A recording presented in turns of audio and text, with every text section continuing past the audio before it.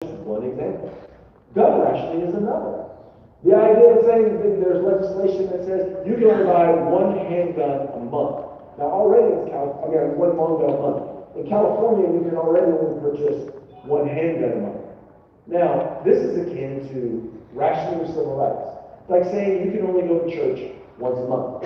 You can only read one book a month. Right? It's like saying you can only write your congressman once a month. Now you guys are saying this is insane. But guess what? There's federal legislation introduced that does the exact same thing. We also have what we call in California what we call ghost gun registration. This is something that's targeted at home building. The idea that when you decide you want to build a firearm at home, create a firearm at home, they want to require you to serialize it. Now, if you're like me, you understand how dumb an idea this is. Because if I'm a criminal and I'm deciding I'm going to go out and commit a crime, now I'm going to manufacture this gun. I'm going to build a gun. I'm going to put all of the things on it that make it assaulty. I'm going to make it all salty and stuff. I'm going to get magazines that holds, 50,000 rounds. Firearm is a registry. Let me go to the Department of Justice and get a serial number. But in the end, the thing to understand is, once again, what starts in California does not stay in California. And ladies and gentlemen, I'm telling you this in particular for those of you who are from freedom-loving states. And unfortunately, while there are people in California that love freedom, California is not necessarily a group of politicians a freedom-loving state. I can tell you that these ideas are coming to you. I've met with members of Congress, I've met with members of the Senate and their staff, and I'm telling you right now, they are looking to do something. You need to help them understand that doing something is not, just doing something is not going to necessarily solve the problem. And I'll close with this analogy. Because I'm feeling the pressure, I'm feeling heat. But this is the analogy that I use. If my car won't start, I don't say, oh gosh, I should change my tires because I have to do something.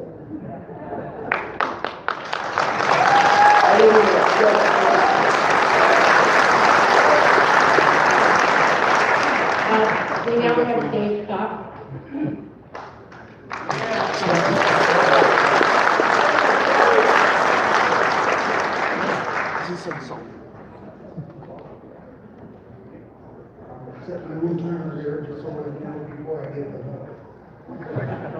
Morning, fellow terrorists.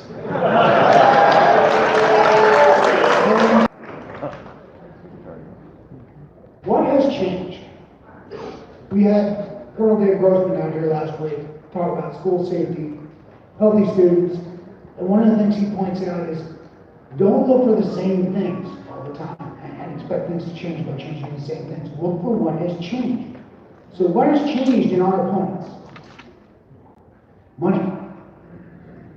Their ideas have not changed. They've had the same ideas for 50, 70, 100 years. Same thing over and over and over again. Register guns, take guns away, make people not be able to own up. Same thing. We're not doing anything different. But now they have money. Give you a little perspective, okay? Most of us are of modest means. If we spent $40,000 on a car, get you a pretty nice car, but that's a big choice worth $40 billion. That's 1,000,000 $40,000 cars. Just think about that for a minute. And he's got the money. Bezos has got the money. Bill Gates has got the money. George Soros has got the money to fund anything Moms Demand Action or March for Our Lives or Brady or whoever wants to do forever. That's what we're up against. So you need to think about that. These guys are organized, they're strong, and they're well funded. So what do we do? It sounds impossible, right? We all feel helpless sometimes. One of the reasons I come to break gatherings like this, I've got a room full of people do the same thing that I do, feel the same way. So we get to come here, thanks to Alan and Julianne and all the people at SAF and CCRKBA, for free to talk about what we can do to fight this fight.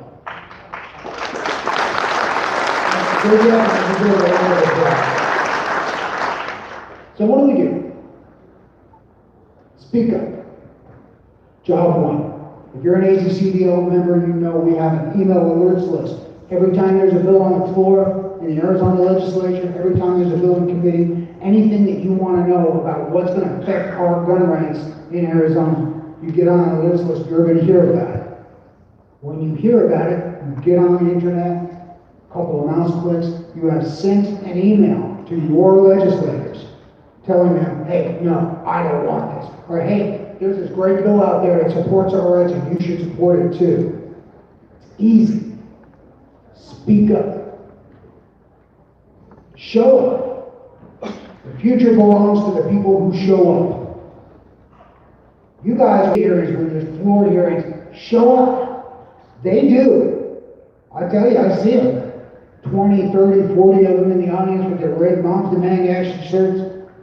They're there. If we're not there, we lose. Act up.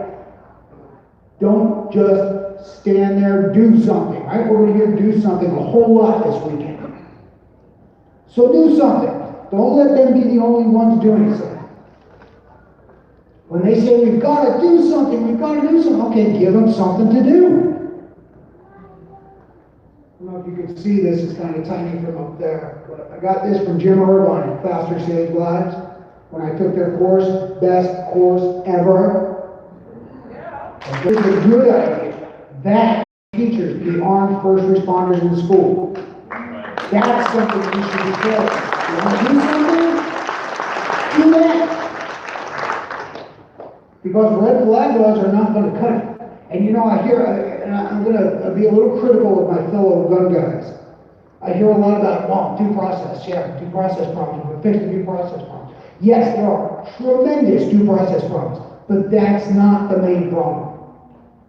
The main problem is these laws target guns. Want to take your guns away because you're too dangerous to own one. Huh? I'm with my brother. You're too dangerous to own one, so we're going to take all your guns away and let you go. Bad idea. So fight, guys. Speak up, show up, act up. Thank you.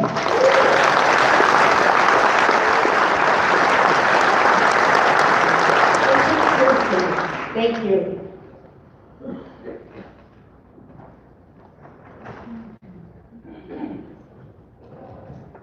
Good morning, good people. Welcome from the great state of Illinois. We have two parts of Illinois. We have Chicago and the rest of Illinois, just like America. Don't you know that? We're not all bad people there. In Illinois, of course, we're facing all kinds of things. We're kind of a cauldron of witches brew like California is. This year they introduced gun dealer licensing, which they got through. And it has nothing to do with licensing gun dealers. It has everything to do with licensing or running gun dealers out of business. When they began, we had 2,351 firearm dealers in the state of Illinois. Now we have 1,140. And so it was very effective what they did. However, your friends from the Illinois State Rifle Association do have them in court. We're suing them over. We're very good at suing people, by the way. We love suing people. So there are two parts to gun rights, or maybe there's many parts to gun rights, but we think about legislation, but the other thing is litigation. If you look at the strides that have been made, litigation has played a large part in that. And it becomes very important that people know that you're willing to sue them. It tends to temper their attitudes a little bit. The other thing that happened in Illinois is we had a thing called Senate Bill 1966, so this is coming your way. It requires firearm owners, we have the FOID card, It's $1 a year for an Apple ID card for 10 years. Now they want to raise it to, they started out at 100, now they want to raise it to 20 bucks for 5 years, but you have to be fingerprinted, which you have to pay for. You have to pay for your own background check, and every time you transfer a firearm, you must go to a firearm dealer. So this thing, to give you an idea, the 62% of the State House is, we'll just say liberals, and 6 passed through the Senate, went back for an amendment in the House, which they actually stripped out anything that was good in the bill. It started out as a bail bond bill. Came back, and it is now resting, it has to have one more vote for concurrence. And so we're resisting that. Well, we'll come up about the 27th of October, 29th of October. And so we are one vote away from that. But we are resisting that. We're having meetings all over the state, and I don't know how many meetings we've had in the 30s or something like that. We're having gun rallies around the state. And the people in Springfield are hearing these gun owners. A friend of mine, Bill Potts, is a great example. If you're out down there and you're having a picnic someday, and a bee comes around and tries to get in your potato salad, you just swat the bee away. But nobody wants to go swat the hive. And so that's what gun owners have to do. We have to be the hive collectively. If they swat us, we have to be the bees. And if you look at a bear will go after the honey, but he still like the bees either. He might get the honey, but he's gonna get punished. Do people know your state legislators? Hold up your hand. Okay? How many of your state legislators know you? Okay? That's good. But they need to know you. They need to not know you when there's a bill up. They need to know you in their office when there's not a bill up. They need to have a relationship with you, and you need to have a relationship with them. And if you're Second Amendment people, don't go up there with a list of social issues, everything from property taxes to abortion or whatever is burning up your mind. Go there with Second Amendment issues, make it Second Amendment your issue, talk to them about Second Amendment issues, offer them help, and just don't show up when things are bad. Show up when things are good. Show up when things you have to say thank you. So they're having a spaghetti dinner. Okay? Show up to the spaghetti dinner. Hey, I'm Ralph, I'm here. I'm glad to help you with this spaghetti dinner if you need anything. When you do that, the people who influence a legislator are the people they know. When you call in to a legislator, you say, my name is Richard Pearson, I got these 47 grievances. You know what happens to the person answering that phone? Their ears turn off. They shut down. It's done. You say, I oppose Bill 1234. Please mark me down as an opposition. I am in Senator so-and-so's district. I am a voter, blah, blah, blah. Make sure you call the people in your district. Make sure you get that done. And then after the thing is over with, one way or the other, you go back and you talk to them in your district. A lot of us are from states that are large, California, Texas. Illinois doesn't look large, but it's 400 miles from one end to the other. And so, you can't go everywhere. You can't be at the state capitol every day. But you can get to your legislator's office, or their sub-office, or whatever they have going there. And so it becomes very important that you have that contact and you build that relationship with your legislators. We organize meetings with all of our legislators, and we got 118 of them in Illinois in the House and 59 in the Senate, so it's a big job. And so I want you to do that. That's a plan that really works, but you have to take the time and effort to do that. And legislators will be happy to meet with you. And if you need more about that, give me a call. Thanks.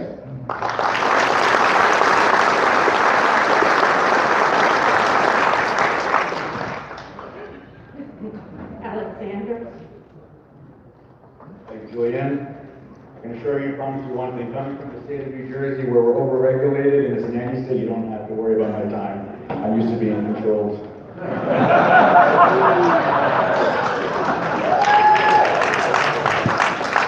Does my time start now, or? Okay. I literally just ate up 15 seconds of my speech. Anyway, my name is Alexander Rubin with the New Jersey Second Amendment Society. Yeah, come on. Everything in our state is limited and regulated. I think we should be getting extra time just from being from New Jersey. And before you think you're going to be the smart and bright one and come up to me and say, hey, do you know what the best part of New Jersey is? Leaving. I've heard it a million times being here. I wanted to talk to you about results-oriented activism and the victories that we've actually had in our state. And yes, believe it or not, we've had many legal victories. How many of you know that we went after 30 towns for violating federal and state gun laws and won every single time?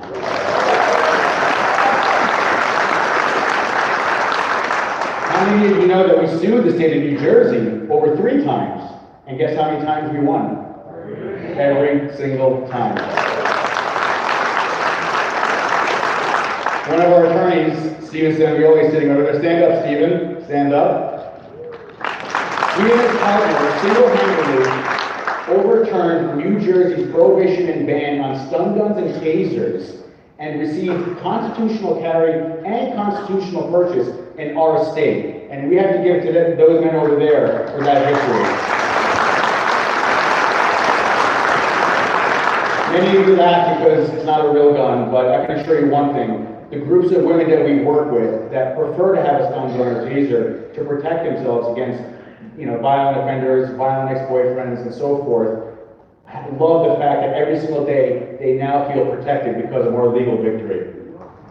I want to discuss our results-oriented activism and how we prevailed in states behind enemy lines. My motto and our strategy has always been identify the enemy, isolate them, and then attack. And that's the only way we're going to win this battle. Every single time we've used that basis and that philosophy, we've won every single time. Think about when you see wild animals running in these hordes and groups, right? They cannot be attacked. They don't prevail. But then the single time that one of them drifts off or falls behind from the pack, the lion just comes right in and grabs them in. And that's what we do in New Jersey. A couple years ago, we launched a project called Operation Established Compliance, where we went after towns one by one that were violating New Jersey law. And every single time, we were able to have the laws and the rules and the things that they were doing overturned and have those towns apologize to us. A few months ago, we went after a town that was making people get re-fingerprinted every 2 years. Every 2 years, you had to get re-fingerprinted. And we wrote a letter to the Ocean County prosecutor identifying these things, and we went undercover because we've done this for so long, we know the games that they play. Oh, well, they changed it. Oh, you misunderstood, or the person didn't know what he was talking about. We went in for 6 months recording every single time the police department telling us that they needed to get re-fingerprinted every 2 years. And then we wrote a letter to the prosecutor's office, and then we went to the town council and spoke at the town council, where they apologized profusely. They had to call the police chief himself in for a special meeting to find out why he's not abiding by New Jersey law. And then within a week, they reversed everything, apologized, and made sure they were abiding by state and federal law. Now, they undermine the whole notion of what a background check is. And this is why I need you guys to understand what goes on behind enemy lines and what happens in New Jersey. Because they want everybody to get a background check, right? But you get a background check, but you still get arrested for your lawfully owned firearm. And every year, hundreds of people in the state of New Jersey, like Brian Aiken, Stefan Josie, Meg Fellenbaum, Shaneen Allen, and hundreds more are being arrested and put in jail for non-violent crimes with their lawfully owned, background-checked firearms. That's the America that we live in today. And now we have presidential candidates going out there and saying that they want to put law-abiding citizens in jail. It's time to wake up, America. Ladies and gentlemen, this is a war. And let me be very clear. The Second Amendment denied anywhere in America is denying the Second Amendment everywhere in America. And if the Second Amendment dies, America dies with it. Thank you.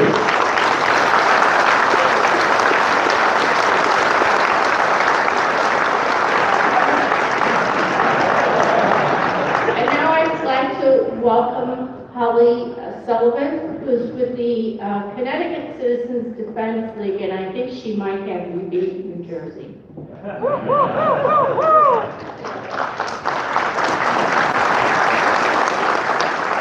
Thank you, everybody. I see kind of a recurring theme up here: Connecticut, California, Illinois, New Jersey. I think that's no coincidence. So my name is Holly Sullivan, and I am proudly one of the executive board members of the Connecticut Citizens Defense League. I'm also the Connecticut delegate for the DC project, so hopefully you're learning a lot about us. So I'd like to talk to you about the state issues that we have. The Connecticut Citizens Defense League is a nonpartisan organization that's dedicated to protecting the unalienable rights of all citizens. We're a legislative action group, which not only works on Second Amendment issues, but for those who don't know Connecticut, we also have a state constitution. And in the state constitution, it clearly says that every citizen has the right to bear arms in defense of self and state. So we take that pretty seriously in the Constitution state. Connecticut is actually one of the smallest states in the country. We are the 48th smallest state. We're approximately 1/45th the size of Texas. But we have in the CCDL 34,416 members.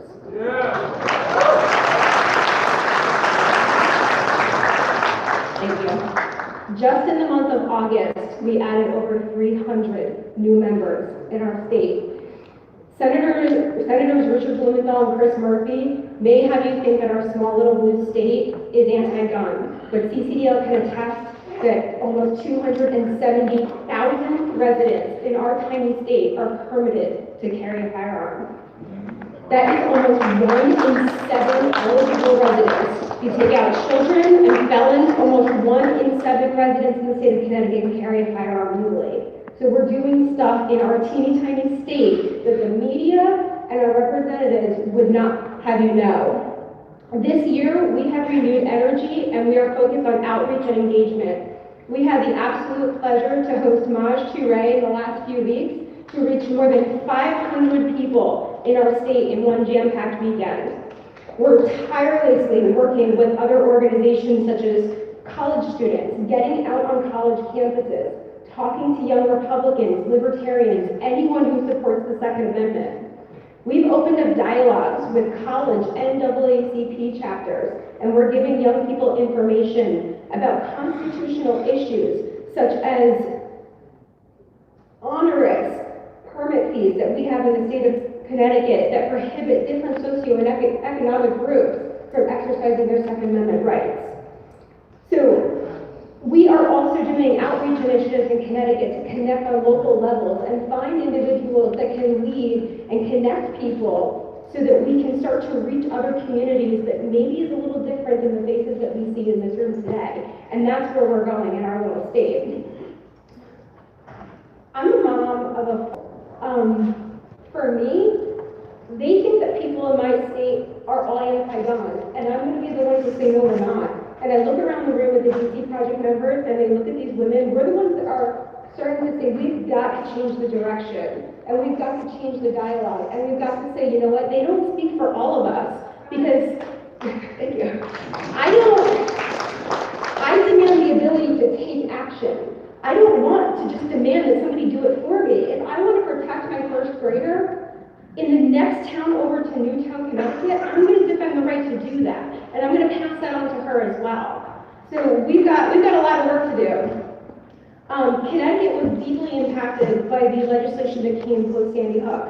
We have capacity bans, we have ghost gun bans, we have scary feature bans, whatever you can come up with. We have red flag laws without due process.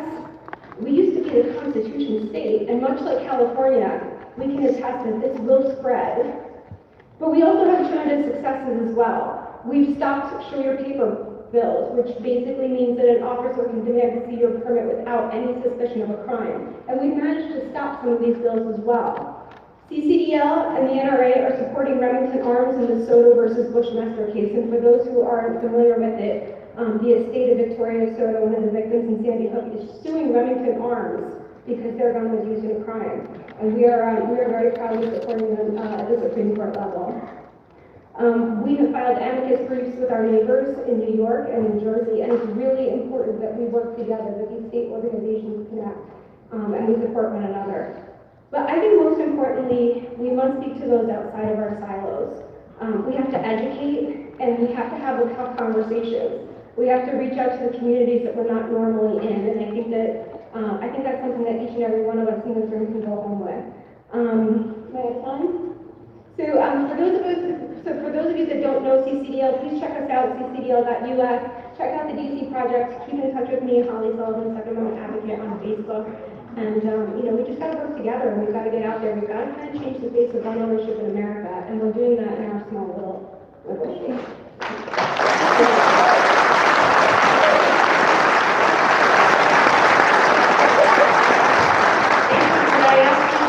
Your tech cards and anything else you brought up to the table with you. Thank you so much. And now I'd like to welcome Rick Patterson, who is the Executive Director of the Shooting Arms and Ammunition Manufacturers Association and a fellow board member with the World Forum of Shooting Sports Activities.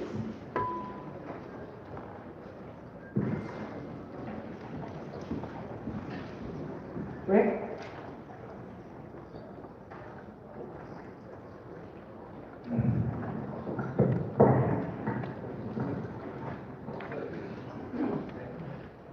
Good morning, ladies and gentlemen, patriots. It is truly an honor and a privilege to be among so many who have done so much to promote and protect individual liberty and freedom, or as the left knows us, terrorists.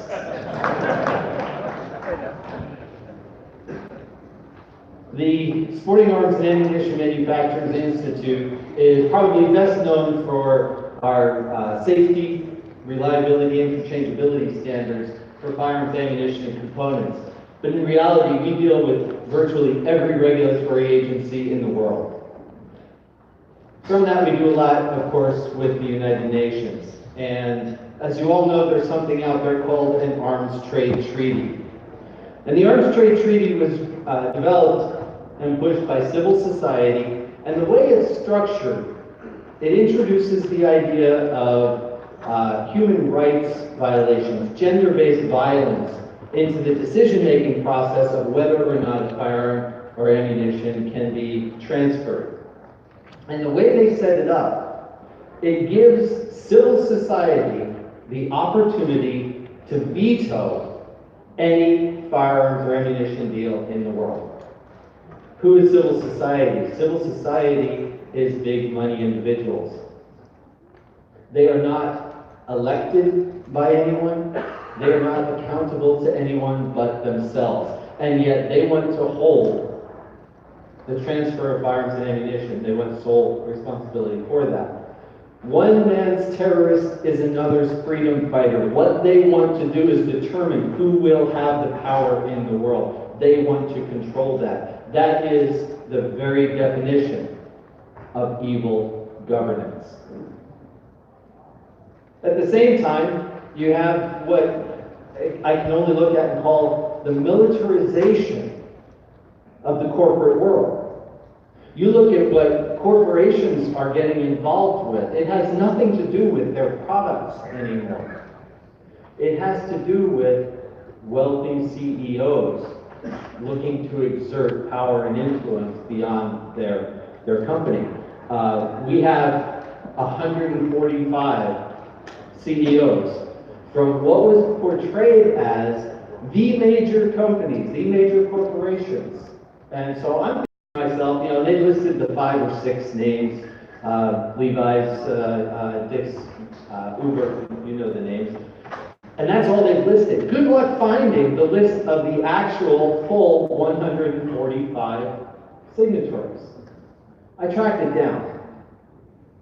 I didn't recognize any of those names. I thought we were going to be dealing with, the top companies, Fortune 500 companies, companies with more than 1,000 employees. There's roughly 8,000 corporations with more than 1,000 employees. Even by that criteria, 145 is a pretty small number.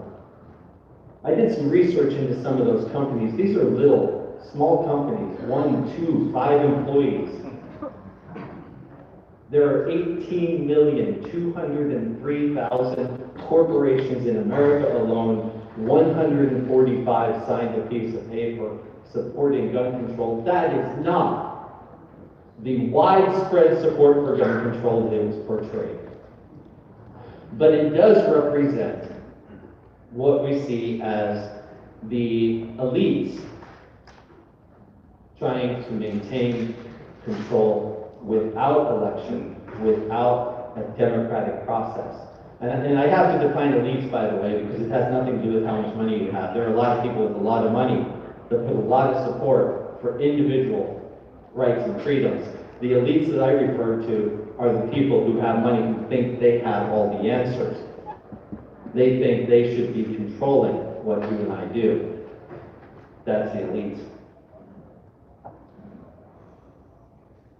We deal with a lot of issues, on both the gun control side as well as the animal rights side. And what we're dealing with in Europe with the banning of lead ammunition, all of that. When you boil those issues down, there's commonalities with the approach of the left. And the biggest thing that I see fits into several categories. Number one, these far left activists, they have a need to control. That's fundamental to what they're trying to accomplish. They're angry. We scare them. We can take care of ourselves. We can protect ourselves. We can provide food for ourselves. We are self-supporting. We do not need the systems, the institutions that they're comfortable with. This whole issue really boils down to whether you trust individuals or do you trust institutions. They want us codependent on their institutions. As long as we have firearms, we aren't.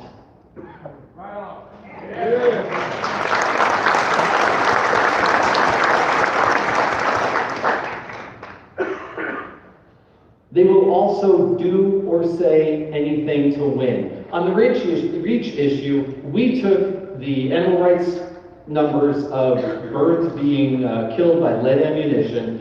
We extrapolated that out using population modeling to show that while there are individuals within a species that do die from lead poisoning, and that's a serious issue, completely disproportionate to the actual risks. We're coming down to a decision-making time in that REACH process in the EU. And about a month ago, those same scientists came out with a study that said, oops, our numbers on our original studies were wrong.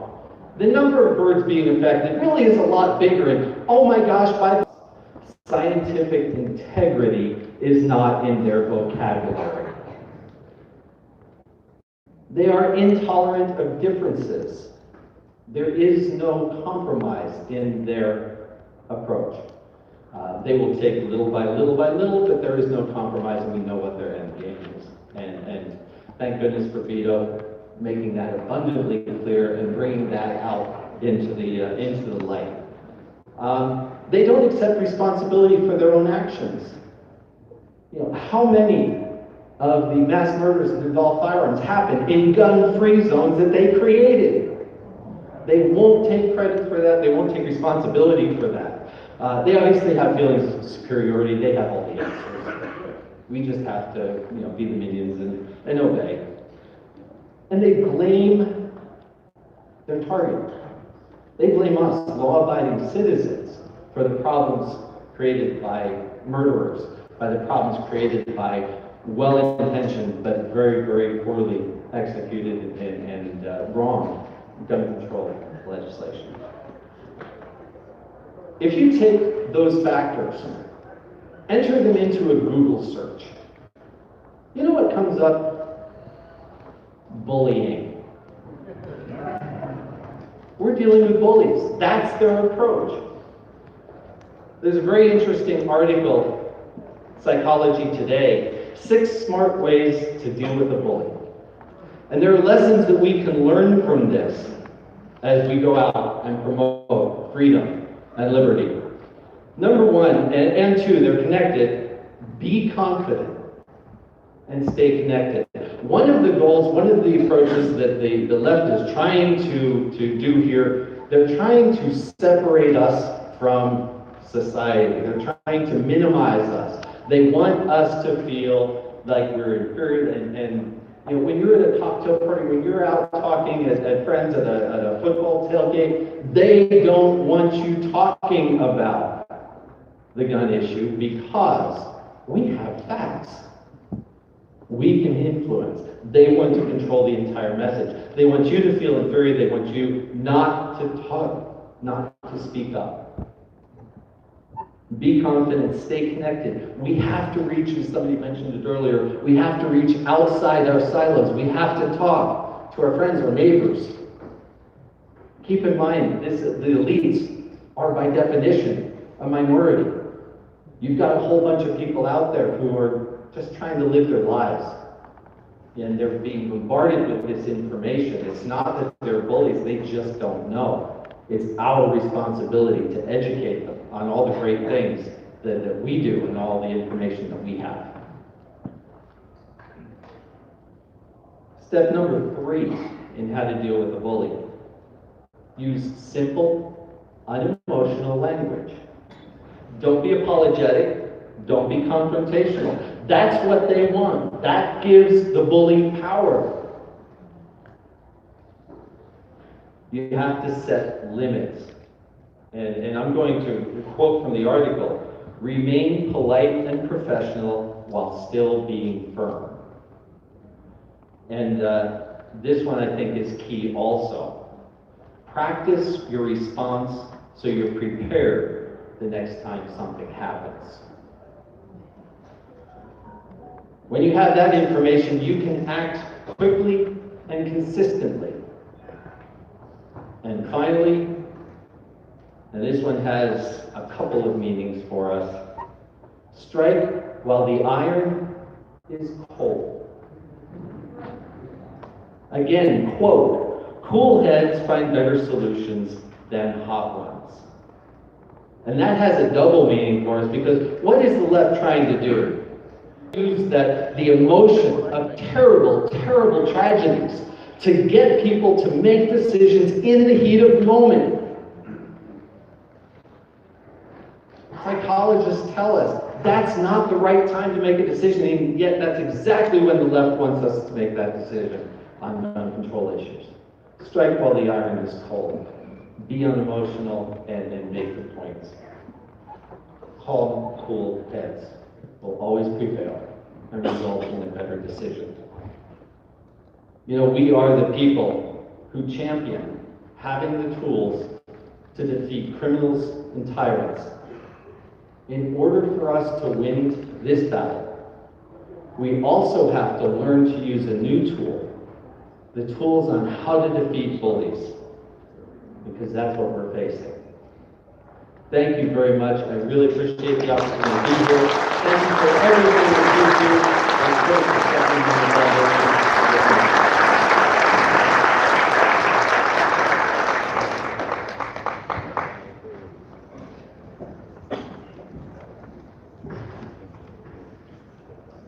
One of the best things about being the moderator is I get to see all my friends.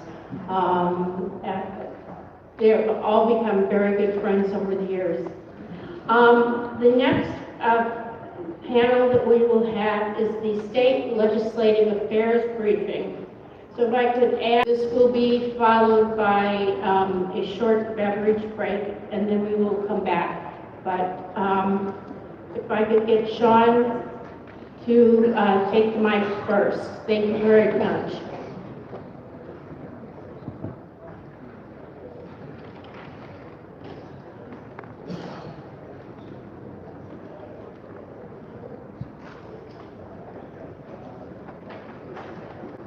Good morning, you gorgeous patriots.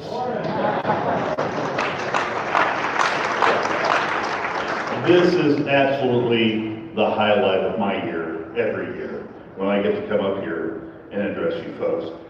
Next year's gonna be extra special. This will be in Florida. I don't have to get on an airplane, I can drive to this, it's gonna be great. And we're so happy to have you in Florida for next year, so please come. You know, a lot of people look to Florida for what's coming out in firearms policy throughout the country. Our concealed carry license was the one back in 1987 that wound up being a version of that exported to most of the states.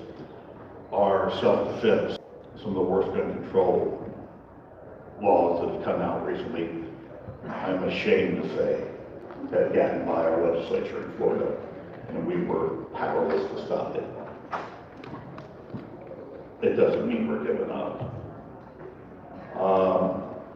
We've had a huge influx of money from the likes of Bloomberg, Al Hoffman, Mike Fernandez, huge Republican donors giving Republicans money to support some of the worst gun control legislation we've seen in decades.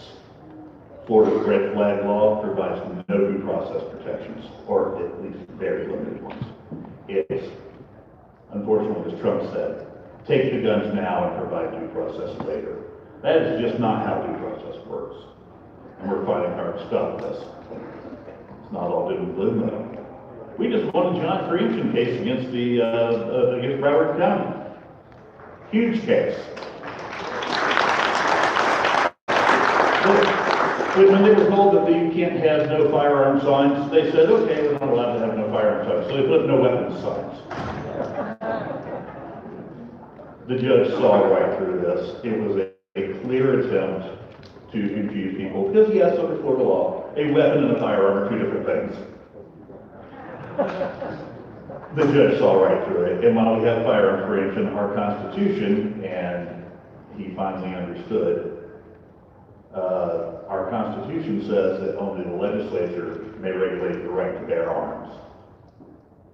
So for the first time in Florida, I'm proud to report, local municipalities not only can they not regulate firearms, they cannot regulate knives, clubs. Doug, Ritter, wherever you are back there, the knife rights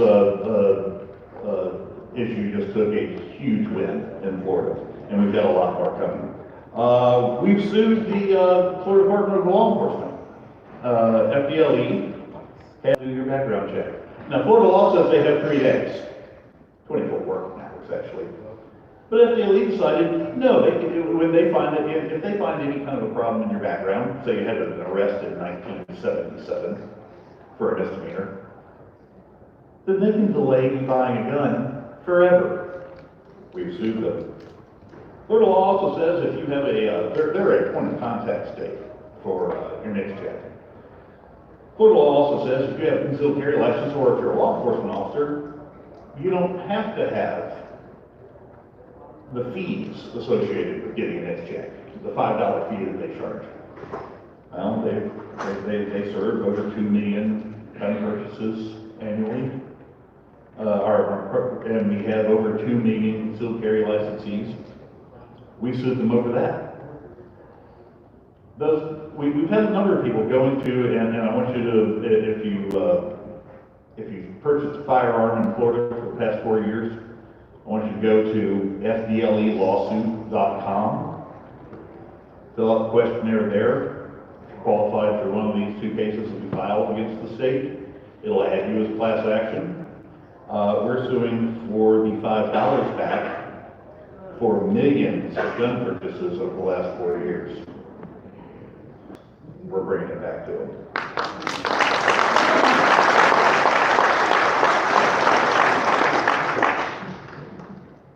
So, but do not get it confused. It's not about Republicans versus Democrats. It is about people who respect your rights versus people who don't respect your rights. We have a Senate president in Florida who does not respect your rights. He's taken huge money from Bloomberg, Al Hoffman, and Mike Fernandez on the promise of passing more gun control in Florida. So, to Mike Galvano and the legislative leadership in Florida, I have only one thing to say. There's a path back to Jesus, but you better repent. Yeah. Have a good day.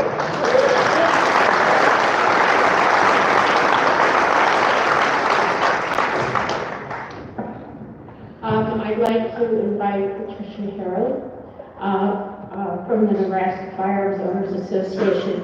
And I have been asked to not step behind people because nobody wants to see my face through this entire conference. So I'm going to just shake my charm bracelet from the back row, just a heads up. I was looking for a cattle prod, but nobody brought one with them. No, but a cattle prod next year. Thank you. Good afternoon, everyone. I am Patricia Harold, and I'm the president of the Nebraska Firearm Owners, and I am proud to be my first responder.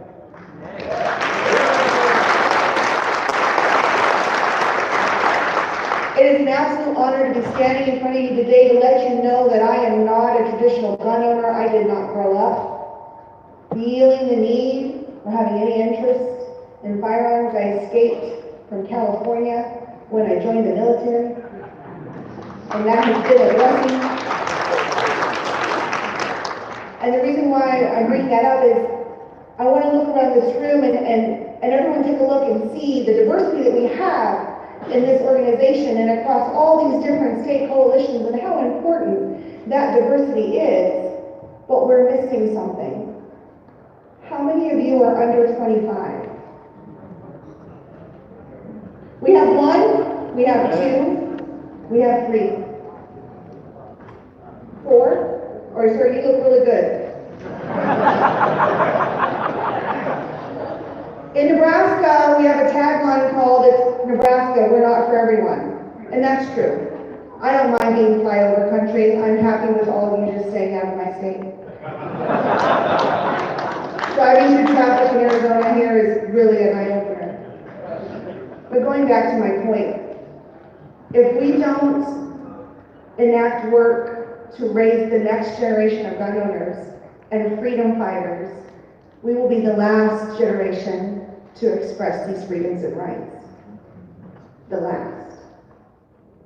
I see on the news all the time children coming out of their schools to fight for climate change, for fight for this and that, and none of our children are fighting for gun rights that I can see in the media. And so one of our initiatives in Nebraska is to change that. We're starting a coalition for the Second Amendment Next Generation, where we're going to be advocating for instructors to offer training for free to families and young people, to build on all the work of other organizations that have done that to try to inspire gun rights and gun ownership. But we're going to really focus on the gun rights portion. It's not just introducing people to responsible firearms ownership and safety and the love and passion for the sport and the ability to defend ourselves, but it's to teach them what they're not learning in school. That they are independent individuals, sovereign unto themselves, and responsible for their own freedoms, and need to be informed and educated and not just listen to social media, Twitter and Instagram, because obviously our channels are getting shut down. How many of you knew that the Second Amendment Foundation Twitter channel was shut down recently, right before our conference? So, we in Nebraska, we have a lot of work to do. We fight in our legislature, which is a unicameral, but we also do not have state preemption. So we also have to fight at the local municipality level, and that's a tougher fight. So whether we have to fight from above or fight from below, we have to raise that next generation because we have to combat the idea that we're a dying breed. Thank you.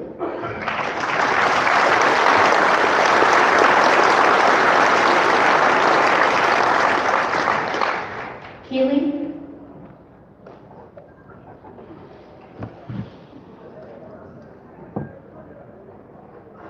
Good morning, everyone. I'm Keely Hopkins. I'm the state director for the National Rifle Association for Arizona, Oregon, and Washington. I know Arizona's been covered, so I'll focus on the Northwest. With Washington and Oregon at this point, unfortunately, it seems like both of them are in a race to see who can catch up to California's gun laws the fastest. Historically, Washington and Oregon have both had relatively good gun laws. In the last 4 or 5 years, however, things have changed. We both lost seats in the legislature, but we've also seen several initiatives filed within the Northwest. So in both of these states, we're seeing anti-gun groups funded by Bloomberg come in and use the initiative petition process to pass what they weren't able to get through in the legislature. In Washington, for example, we've had 3 major initiatives since 2014. It started with the private transfer ban, where you're not allowed to transfer or loan a firearm to another individual without becoming a felon. We also had extreme risk protective orders without due process. And then last year, we had Initiative 1639, which unfortunately did a variety of things. One of it was classifying all semi-automatic rifles as assault rifles, which we know why they do that, so that next year they can come back and ban assault rifles. In Oregon, we're seeing the same thing. We had groups file 2 initiative petitions last year. One was an outright ban on all semi-automatic firearms, and then another was mandatory storage. And the worst part of this is they impose strict liability.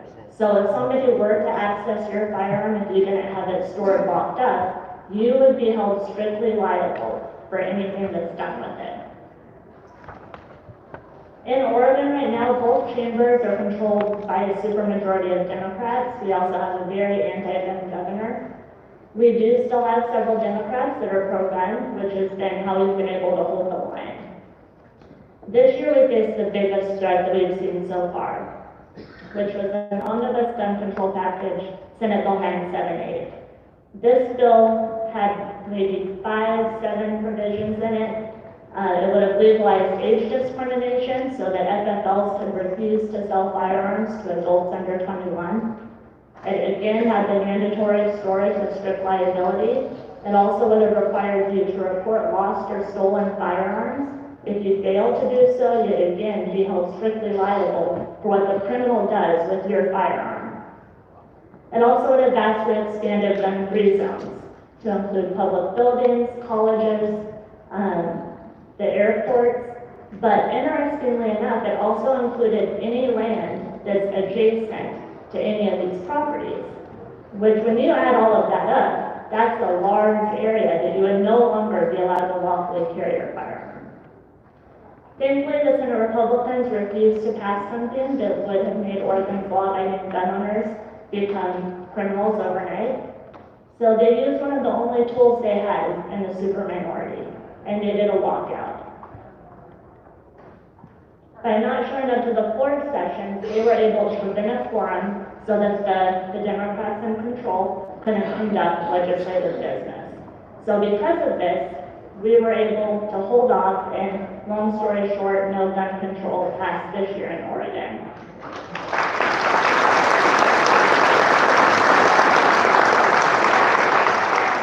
In Washington, we also had a huge attack on Second Amendment rights. We had hearings on over 25 different anti-gun bills this session. The top bills that we were facing were a ban on standard capacity magazines holding more than 10 rounds, mandatory training and other red tape in order to get your concealed carry license, and also again the expansion of gun-free zones to include libraries, public parks, and even child care centers. We had the Senate Republicans and 4 Democrats, so we did not have the votes to pass it this year, but it will be carried over to next year. Across the board, though, what has made the difference in the Northwest has been grassroots. We have activists contacting their lawmakers, showing up at hearings, attending town halls, and this has been what has encouraged the legislators to do the right thing and to fight for our Second Amendment rights. Heading into the next legislative session, and especially heading into next year's elections, we have to make sure that we're all continuing to build these pro-gun networks and make sure that we have our voice heard. We can't let moms demand action be the only voice that our legislators are hearing. Thank you very much for your time.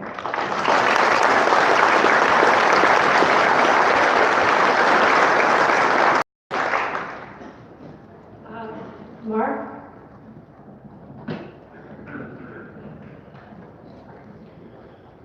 The era of a free state. I'm Mark Bennett. I'm from the state of Maryland. I'm president of the Maryland Show Issue. Maryland's motto is the free state, and yet it is the belly of the beast when it comes to gun control.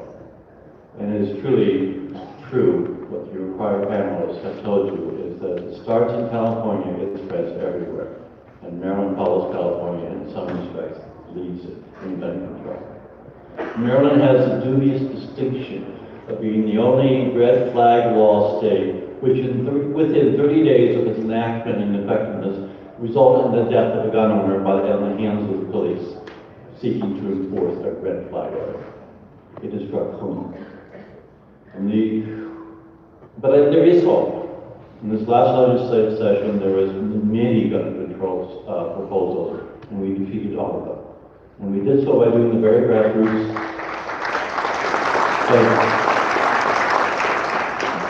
We did so by doing the very grassroots things that you've heard so much about. And that is actually getting out and meeting and I was a legislative aide to a member of Congress for years in my youth. The thing that makes the difference there is letters from constituents, but presence of constituents, people who actually take the time. Because politicians know that for every person who actually comes before them, there are 10 or 20 or 30 that feel the same way. And the most important thing for the politician is re-election, and re-election is decided on the margins. Your vote matters. Every vote matters. But I want to get into something different. I'm a lawyer. I've been a lawyer for 45 years. I spent 33 years in Department of Justice and 12 years in private practice. So we have a great opportunity coming up this year. The Supreme Court is going to decide a Second Amendment case. If not the New York City case, and New York City's absurd restrictions on transport, then another case. There are, at last count, 6 cases before the Supreme Court involving various aspects of gun control. 4 of them have been held into 2 carry cases, one from New Jersey and one from the state of Massachusetts. 2 different circuits. There are others that are pending. We will get a decision this year that will set a new standard of review for Second Amendment litigation. That's critical, because up to now, the lower federal courts and all the state courts have been using these ridiculous tiers of scrutiny, which is nothing but rational basis in disguise. We have an opportunity after the Supreme Court decides this next case to start afresh, because I'm hoping and I believe that the court will impose a standard review that will eliminate the precedential effect of all those decisions. And I urge all of you in this room who, like me, like to litigate. We have Maryland Show Issue has 3 cases pending before the various federal courts of appeals right now. That we have to be very selective in the cases we now push after the Supreme Court speaks in its next decision. Nothing wins like winning, and nothing's more demoralizing than losing. Be very, very selective in what case you bring before the federal courts. We have a new opportunity that's going to be here this year or next, and we should not fail to take advantage of it. This is how Brown versus Ohio became the law of the land. This is how the civil rights movement prevailed in the federal courts in the 40s and 50s and the 60s. One case at a time, establishing a narrow win, another narrow win, and soon it became Brown. We have to do the same thing. So I have to tell my members, no, I'm not going to sue a seller for banning firearms on the seller's train that goes from DC to Boston. Not that I believe that the policy is great, but because it's not a clean win. But we have sued, and we exercise and challenge the rest of two of our members who were peacefully demonstrating on the sidewalks of Annapolis, the state capitol. We've already defeated a motion for a summary judgment on dismissal on qualified immunity, and for those lawyers, we know how hard that is. So that's going to be a winning. We're now in the Fourth Circuit demanding that the seizure of bump stocks without due process, but without compensation under the Fifth Amendment and under very powerful state constitutional provisions was illegal. These kind of decisions are the kind that you can actually bring that starts to undercut what the gun control agenda does. So that I was able to sit in front, and this, I emphasize, you need a lawyer up for this. Because only a lawyer can sit there and tell a committee chairman that your safe storage law directly counters this holding in the Supreme Court's decision in Heller, because it imposes the same sort of universal lock it up at all times requirement that the Supreme Court struck down in Heller. That bill was proposed in Maryland. It will be in all your state legislatures soon. It is the agenda of the Giffords and the Bloombergs and the Everytowns. The safe storage bill violates the Supreme Court's decision in Heller. And almost all this way is written. In Maryland, it was possible, if it was possible for a person under the age of 18 to obtain access to your firearm, possible. And you had to lock it up at all times. Well, that's directly contrary to what the Supreme Court said. And that bill died in committee. We were able to demonstrate by the use of the law that you can't simply command the federal firearms licensee to conduct a background check. He has to take it into his inventory, and if he doesn't, he's violating federal law. You got no federal law for that. This stuff works. That bill died. So when we were able to demonstrate with facts and statistics that we created a gun zone, and since 1950, no property anywhere in the state, including thousands of acres of rural property, failed. These are the sort of things that help. These are the sort of things that actually make a difference and actually allow us to prevail in this last legislative session. But you got to do both. You got to be able to sue. So when you sue carefully. Thank you.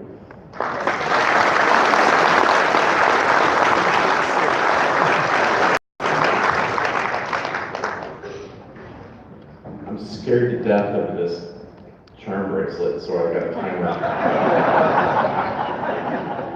I'm Brian Strauser, chairman of the Minnesota Gun Owners Caucus, the state level gun rights group in Minnesota. And those of you that might know Minnesota, we call it the land of 10,000 lakes.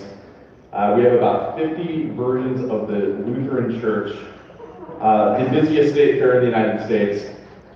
A lot of funny accents. I'm not from there originally, so I don't quite sound like my wife. But we also have the nation's only divided legislature, the only divided state legislature. In the Minnesota House, the Democrats, who we call the DFL, the Democrat Farmer Labor Party, and that's a long story, you can find on Wikipedia. They're not the Democrats of 10 years ago, and they have a 20-seat majority over the Republicans right now. This majority is a progressive gun group who is based in the Twin Cities metro area, who ran on every form of gun control you've heard other panelists talk about this morning. Our governor, former Congressman Tim Walz, who's from rural Minnesota, where Democrats traditionally supported gun rights. Until he ran for governor, he was an A-rated, NRA and every other group endorsed individual with a 100% voting record. But he wanted to be governor of Minnesota. So now you would think he'd been a gun control activist his entire 25-year political life. He'll sign any bill that they put up in front of him. In the Minnesota Senate, we have a 2-seat Republican majority. It was 1 seat, but we won a special election and took a seat from an anti-gunner. And you would, I'm sorry, the anti-gun groups looked at this going into 2019 and said, well, Minnesota could be the proving ground for compromise. And they thought that because in 2018, 2 Republicans signed on to a universal background check bill in the Minnesota Senate that didn't go anywhere. They both pulled their names off of that bill before the end of session because when groups like ours send 10,000 letters to your constituents and you're a family practice doctor and your neighbors and friends come in not because they need help for the medical issue, holding a letter saying, why are you supporting this? You take your name off that bill. But they thought, hey, we can get 2 Republicans to flip. I mean, we just did this. And after all, we're the state that elected Jesse Ventura governor. We could do this. Bloomberg's Everytown and the Giffords organization outspent us in the last election. Us and the NRA, who spent on some state races, 14-1. They spent about $1.4 million to get that progressive House majority. We spent less, a lot less. So as the legislative session started, they had a strategy, and I'll give them credit, this was unique. They only pushed 2 bills, universal background checks and the red flag gun violence restraining orders. They didn't introduce anything else they campaigned on. Assault weapons bans, magazine restrictions, licensing, just 2 bills. And they held the line on that for the entire session. Now I'm going to jump to the end of the story about the session because I don't want to talk about the play-by-play. I want to tell you what we did that worked, that put a stop to this. I'll tell you that our allies in the state Senate held the line the entire session and didn't cave. In fact, they didn't get a single Republican to support any of their bills in the House or Senate. They did it with no Democrat support, almost no Democrat support from greater Minnesota, from rural Minnesota, because they all voted our way. And the Senate, when the bill came over, I'm just going to put it right here on the table, and I'm going to look at it for the rest of the year. There were no hearings, there were no committee votes, there was nothing else that happened. So how do we do this? The most important thing we did is we got our grassroots army, our activists, folks like you and I and everyone else that supports gun rights, to come down to the legislature, to show up at hearings, to pressure their legislators, to go to town halls, to ask hard questions, send emails, make phone calls, bring their neighbors, talk to people at their gun clubs, and do the same thing. And we use the platform Voter Voice to do this. You can see that in action at gunowners.mn/action. But I think any of your groups would be able to do something like that. If an anti-gun politician or a gun control activist had a meeting, we had a tracker there, audio, video. We turned that into Facebook memes. We posted their audio. We put their facts, their BS facts, by the way, out, whether there was something going on or not. Answering questions, helping legislators talk to this. The main Senate anti-gun senator introduced his gun control bill that day, had a press conference. As he was walking out, we walked in. We had our own press conference about his bill. So even before his message got going, we countered that with facts and were able to push that forward. We also worked a lot on new media, so things like using Facebook Live, using YouTube Live, and related things to get to those younger folks that we want to have at the table for this. But most importantly, we won this because our allies held the line and our grassroots army forced them and helped them and had their backs when they did. Thank you.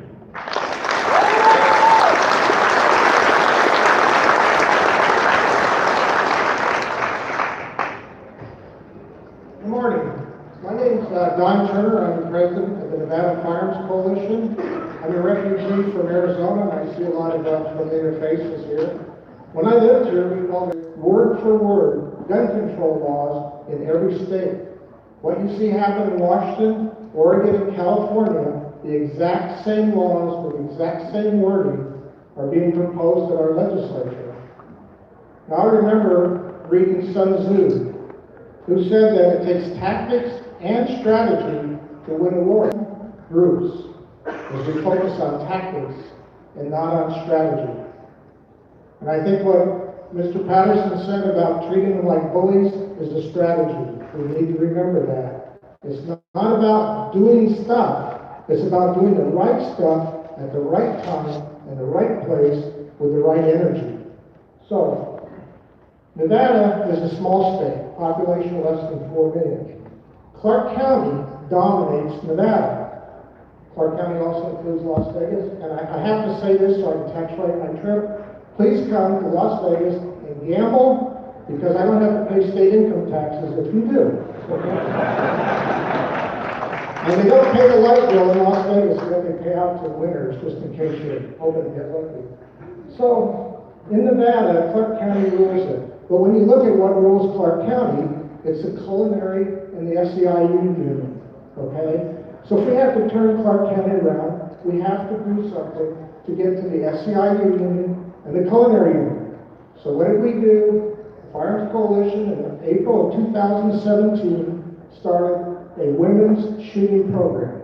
It's every week with women coaches, women instructors, and it's 100% absolutely free. The first night, we trained 300 ladies and turned 600 away.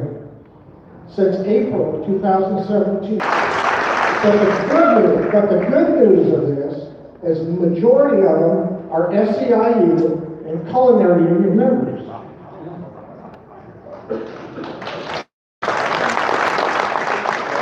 Now we have good news for Nevada in that the legislature meets every other year. Like Will Rogers says, the public is safe when the legislature is not meeting. So we get a break every other year. The bad news is, this last year, Nevada turned blue. They're one vote away from having a supermajority in the state legislature. It does not go to the federal government.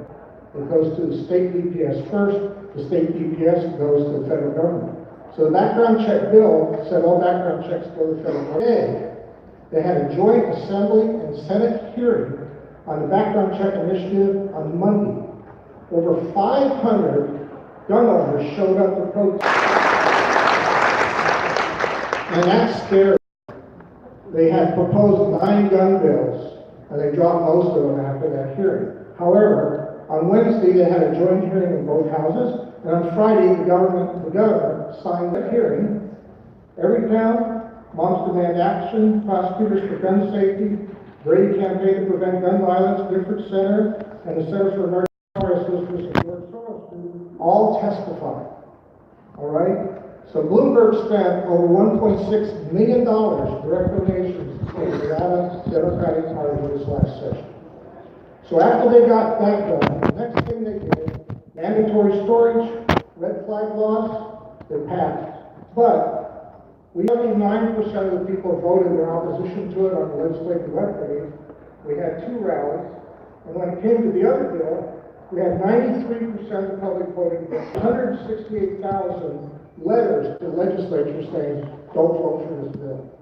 So our grassroots is tremendous, and we were able to block their biggest piece of legislation was they wanted to do away with state preemption. They wanted every city, county, and town in Nevada to make up their own gun laws.